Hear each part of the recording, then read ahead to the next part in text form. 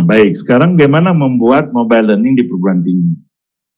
Nah, kami asumsikan dulu, Bapak Ibu sekalian, kami asumsikan Bapak Ibu sekalian akan punya tim. Ya. Nah, tetapi nantinya kalau mengerjakan sendiri akan sama. Ya. Tapi kalau dalam tim tentunya proyeknya akan membesar dan akan lebih kompleks. Tapi kalau misalnya sendiri, dia akan tetap sama, ya, tindakannya ininya akan sama, tidak ada bedanya. Nah, ini. Jadi kalau kita ini membuat aplikasi mobile learning, pertama kita ini jangan lupa harus memanage project itu dengan baik. Jangan sampai membuat mobile learning malahan manajemen projectnya tidak jelas. Kemudian manage dari kontennya harus jelas. Skenario-nya harus jelas. Kemudian layout yang dipilih harus jelas. Nanti kami tunjukkan kalau untuk perguruan tinggi ini beda ya. Tampilannya beda. Jangan disamakan dengan sekolah. Jadi Bapak Ibu sekalian yang mengikuti web karya ya, webinar karya SAC yang di kalangan guru, Bapak Ibu sekalian bisa luar biasa ya, terkejut. Oh, luar biasa. Tapi itu tidak akan cocok kalau dipakai untuk materi pembelajaran untuk S2 atau S1 nggak cocok. Nah, jadi nanti kami tunjukkan tampilan ya, layoutnya. Kemudian pengembangan media ya. Jadi Bapak Ibu sekalian harus mulai mengaktifkan YouTube-nya dengan baik. Belajar merekam 3 menit ya. Belajar ya. Apakah mau ditulis dulu, dibaca di depan sambil direkam seperti reporter gitu yang di televisi, atau langsung ya silakan. Tapi yang jelas harus diaktifkan tuh video dan audio. Nanti kami tunjukkan aplikasinya. Kemudian barulah pengembangan aplikasi SAC. Nah, SAC inilah yang akan aplikasi, ada konten macam-macam ya, ada video, audio, animasi dan sebagainya. Ini prosesnya, Bapak Ibu sekalian. Jadi kalau kita membuat sebuah mobile learning, pertama tentunya harus ada rencana. Ya. Aplikasi mobile learning apa yang kita buat? Nanti kami berikan contoh ya. Jadi jangan langsung aja buat. Dan contoh ini ada di bahan ini ya, bahan SAC. Ya. Jadi Bapak Ibu sekalian yang sudah yang sudah masuk dalam ini, yang sudah kami share linknya, itu ada bahannya di sana. Nah, merencanakan pengembangan aplikasinya harus jelas, menyusun aplikasi strukturnya harus jelas. Ya. Jadi jangan membuat sebuah struktur aplikasi mobile langsung di depan komputer gitu ya, di depan SAC. Itu nggak akan pernah berhasil sampai kapanpun. Kalau yang di depan komputer itu, kalau pola ngajarnya untuk anak-anak kita ya. Saya sendiri untuk mengajar anak saya yang baru masuk mahasiswa tidak bisa lagi gaya begitu. Kalau dulu langsung dibukanya, sekarang tidak bisa, dia terstruktur. Kemudian tahap ketiganya desain layout ya. Bapak Ibu sekalian harus desain layoutnya, harus konsisten. Jadi jangan berubah-ubah cara tampilan menu dan sebagainya. Kemudian harus menyiapkan asetnya, jadi aset teks, video, audionya. Jadi mobile learning di perguruan tinggi itu minimum adalah teks, ya, audio dan video. Layout itu udah sekali aja. Kemudian icon-icon itu tinggal pakai yang lain. Tapi konten utamanya tidak akan berubah di sini. Teks, kemudian audio dan video. Sini. Kemudian menyusun skenario bagi mobile learning untuk perguruan tinggi, skenario-nya sangat sedikit. Tidak akan banyak animasi, tidak akan banyak macam-macamnya. Dan nanti kami tunjukkan juga.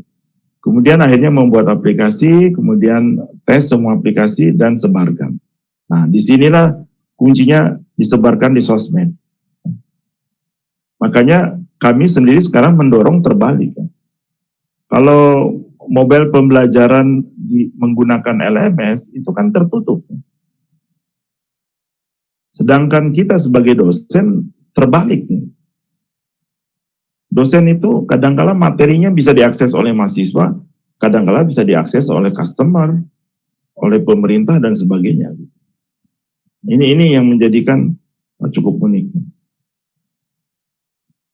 Dan ini perhatikan Bapak Ibu sekalian, di SAC bisa diintegrasikan di 8 ini. Layout ya, teks, ini harus betul-betul penulisan teksnya harus cukup bagus. Kemudian desain grafisnya terus terang saja bukan seperti grafis membuat baliho dan sebagainya. Ya. Dia mungkin hanya menggunakan button-button yang ada untuk mengarahkan link, pergi ke next, back, gitu saja. Kemudian audio, ya.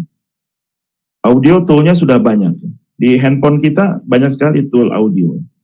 Saya sering merekamkan, kemudian tambahkan background bunyi, kemudian kirimkan ke anak-anak. Gitu. Kemudian ada video, di smartphone juga ada video. Di smartphone kita ada video editing, kemudian animasi ini kalau memang diperlukan sekali. Ya. Kemudian integrasi web service, seperti Google Form, ya, Google Drive, Google Site. Jadi ini akan menggurita ya mereka-mereka ya. Di kita belum ada. Kami sudah sampaikan ke satu X ya, senior dari Telkom. Kalau SAC ini tumbuh, saya cerita, kalau SAC ini tumbuh, yang menjadi tantangan terbesar bukan di SAC-nya, yang tantangan terbesar videonya itu disimpan di mana. Ya jelas kalau kami akan rekomendasikan simpan di YouTube.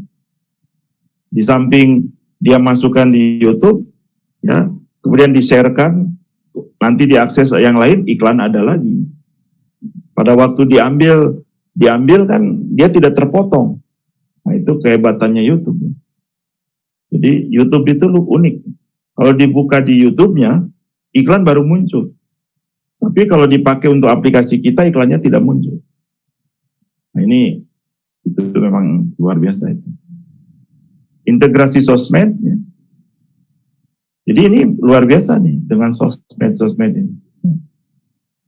Ini Bapak Ibu sekalian ketika membuat mobile apps multimedia interaktif, ini seperti yang tadi dijelaskan, asetnya akan ada di lokal dan online. Ya.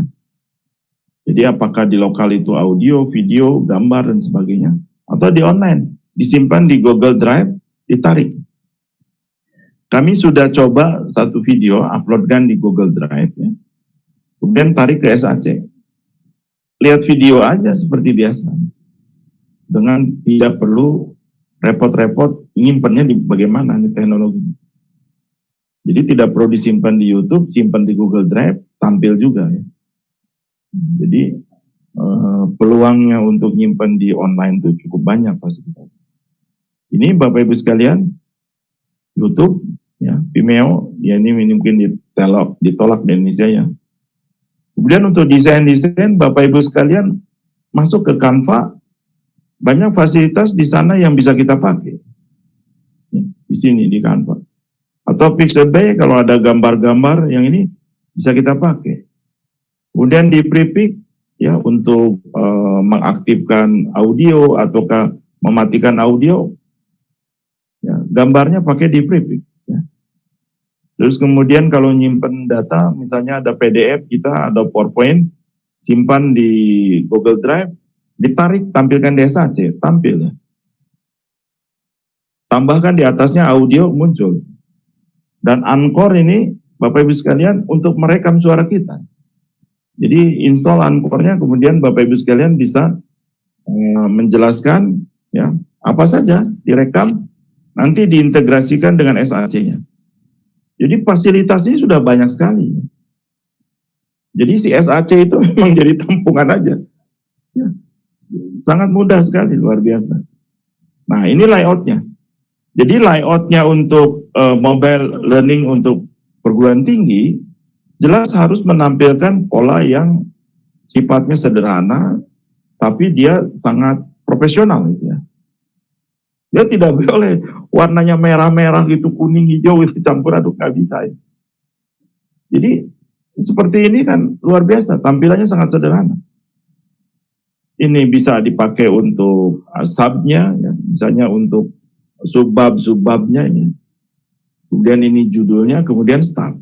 Kemudian ini kasih gambar. Ini layoutnya gambarnya diganti-ganti aja. Nanti ini bab 1, bab 2, bab 3. Gitu. Kemudian layout seperti ini. Ya. Di atas untuk halamannya misalkan. Atau misalnya untuk judul topiknya. Ini teksnya sini. Kasih gambar di sini. Kalau ada video, tempelkan video di sini. Jadi kalau untuk mobile learning perguruan tinggi jelas sangat beda. Jadi dia harus banyak teksnya harus cukup bagus, ringkas, dan juga kalau audio jadikan audio. Kemudian yang bisa diintegrasikan sudah sangat banyak sekarang. Bisa YouTube, Google Form, Talk.io. Jadi kalau Bapak Ibu sekalian ingin ada chatting, pakai aja ini daripada membuat chatting sendiri. Kalau ingin bisa video conference seperti Zoom dan sebagainya, pakai aja video yang to me. Daftar, nanti linknya tempelkan ke SAC, jadi. Jadi ini luar biasa sekali ya. Kami di tim sendiri sangat berkeinginan satu saat punyalah 1, 2, 3 gitu. Untuk bisa aplikasi ditempelkan ke SAC. Jadi ini luar biasa ya Bapak Ibu sekalian. Google Form, Microsoft Form, Zoho. Ini luar biasa sekali. Nah, kemudian saya akan tunjukkan sebuah demo. Mobile learning ini. Ini adalah BMC Pro. Satu topik, BMC Pro itu bisnis model kanvas. Ya. Saya membuat sebuah aplikasi mobile learning, ya, khusus untuk bagaimana memahami bisnis model kanvas. Dan ini pelajaran yang dipelajari oleh kalangan pengembang bisnis. Ya. Nanti kami tunjukkan. Kami akan tunjukkan formulirnya, ya. Formulir rencana pengembangan. Kemudian kami akan tunjukkan struktur. Ya. Ini kami pakai mind mapping. Kemudian kami akan tunjukkan formulir materinya. Kemudian skenario navigasi kami tunjukkan. Terakhirnya baru SAC. Jadi yang kunci ini yang 1 sampai 4 ini. Jadi kalau ininya tidak bagus ya sulit untuk buat aplikasi yang bagus. Nah, jadi membuat mobile learning di mana dengan perguruan tinggi itu sangat beda. Ini kami tunjukkan. Jadi bahan ini bisa diberikan untuk kalangan mahasiswa ataukah mungkin juga S2 yang sedang belajar bisnis model kanvas. Nah, kami sebelum berikan demonya nanti ya, contohnya, kami ingin berikan dulu kesimpulan. Jadi SAC ini membuat learning di perguruan tinggi ini dengan mudah, cepat, dan tanpa programming. Kemudian hasil aplikasi SAC ini dapat dimasukkan ke dalam learning management system. Jadi kalau di perguruan tingginya sudah ada LMS, bisa diintegrasikan, ya, dimasukkan. Ya. Kemudian aplikasi SAC Learning ini, mobile learning dikembangkan, dapat disebarluaskan lewat sosmed. Nah ini yang perlu dicatat Bapak Ibu sekalian. Melekat pada citra pengembang. Kalau materi yang ada di LMS, di perguruan tinggi, Bapak Ibu sekalian tidak akan dampak pada citranya. Tidak nempel. Mau di otak-atik pun tidak akan nempel itu. Ya. Saya sudah perhatikan itu. Ini orang kalau ini sebenarnya dia ada di mana gitu. Kalau saya buat LMS, kemudian saya menggunakan tadi, berdampak tidak pada tidak ternyata. Nah, tapi kalau membuat pakai SAC, karena dia adalah produk, ya, meskipun bisa diintegrasikan dengan LMS, dia akan melekat pada diri kita. Nah ini perlu dicatat. Jadi kalau Bapak Ibu sekalian aktif menulis buku, orang akan tahu bahwa Bapak Ibu sekalian penulis buku. Kalau Bapak Ibu sekalian aktif menjelaskan lewat YouTube, Bapak Ibu sekalian akan dikenal sebagai YouTuber. Ya, nah ini Perlu dipahami dengan betul. Jadi akan dipahami ke sana, citranya akan ke sana. Nah, sekarang saya ingin tunjukkan demonya ya, supaya Bapak Ibu sekalian bisa melihatnya.